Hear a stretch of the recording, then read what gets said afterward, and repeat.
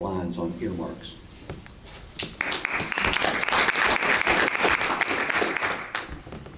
I would also support something that was similar to that.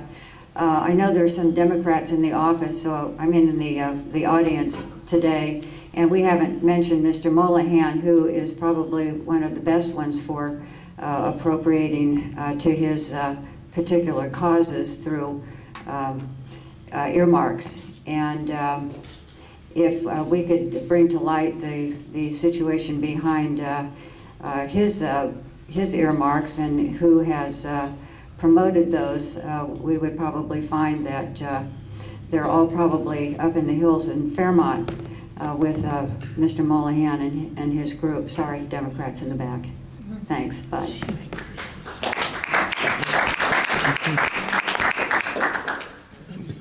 As I understand the question, I think they're trying to address it right now in Washington. There has been legislation introduced, very directed, and it's kind of quietly called the Mollahan Bill, to stop that process of people being able to earmark money to groups that then in turn provide financial resources back to that individual. It's going to be stopped. It's long overdue. But as it relates to the whole issue, however, let me add to the whole earmarking provision, I've already signed the petition that in the first year I'll work against those earmarks, because whether we like it or not, folks, we can't afford the spending that is occurring in Washington right now. We're already going to be facing a $1.5 trillion deficit. We have to say no. And I think one of the ways we say no is to say no to the earmarks, at least for the first 2 years, until we can get a balanced budget again, where we can start spending within the means that we have. I know this country can work in a balanced budget. If you remember back in 98, 99, 2000, 2001, this country of America worked on a balanced budget. And we did 2 years prior to that. It's not something that cannot happen. It can happen, and if we can get back to a balanced budget, there's no reason that we can't then go back and reinstill some of the earmarks where were things that could help our community. But right now, we're running at a deficit. We have to be able to have the courage and the backbone to say no to some of these expenditures.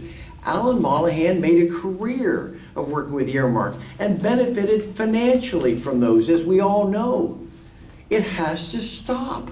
And if it means disclosing that information, that's fine. Let's get things under control so our congressmen are held accountable and there are consequences for their votes. Thank you very much.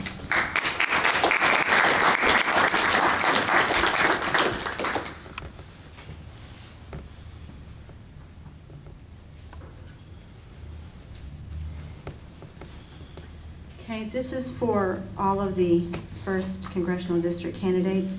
Do you, or would you uphold the people's right to own property? Would you oppose any efforts by government to exercise eminent domain and take such property without compensation? Would you uphold the people's right to own property and to oppose any efforts by government to exercise eminent domain and take such property without just compensation? Can you just say no or yes? Sure. No. Yeah, but they have to compensate you. Just like it's almost identical to one of my questions. The only use of eminent domain would be for public use, building roads and such. I belong to the National Association of Realtors. A great deal of the money we use is to oppose the illegal use of eminent domain for private use. And we've seen that occur over and over again, and there are many examples throughout the country of this, and it is not being used appropriately by locals. Many state governments have taken control of the situation in their particular areas, and I believe our state should address that particular issue. But I oppose the inappropriate use of eminent domain.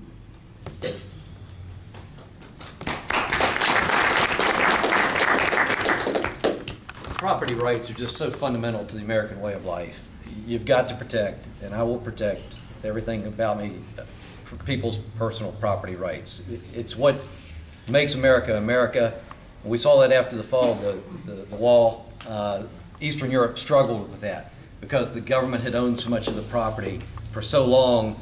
It was, how do you get this economy started again? And it starts with personal property and property rights. And our founding fathers understood that, and that's why it was protected in our Constitution. So the question is, yes, I will protect private property. Then the question becomes eminent domain. There are times when it's appropriate for the government to take it for a public purpose, such as roads. But the piece of that was the qualifier, without proper compensation. Yes, you've got to properly compensate people when you take their land. And that is decided, if not by them accepting a price that the government offers, then by a jury of their peers, and their peers get to determine what is appropriate value on that property. Thank you.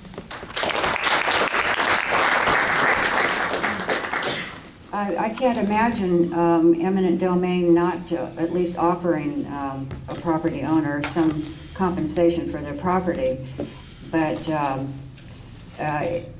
eminent domain, when it comes to interstate freeways and public property, you know, that has to be decided too, and I would certainly approve of that, but private property, absolutely no. Thank you.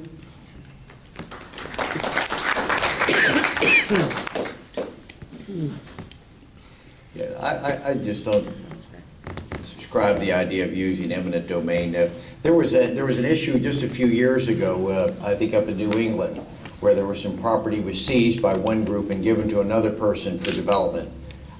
I don't know how they were able to do that constitutionally, but they got away with it. I know Republicans around in Congress tried to repeal that and oversee that, but for whatever reason they didn't have the votes for that.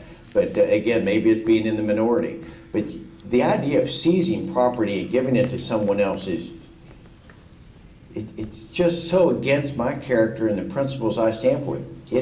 The answer has to be no.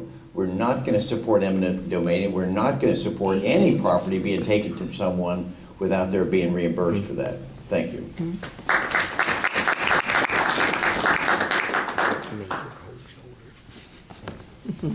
There is no situation that I can see where eminent domain should ever be used to take private property for another private individual's benefit.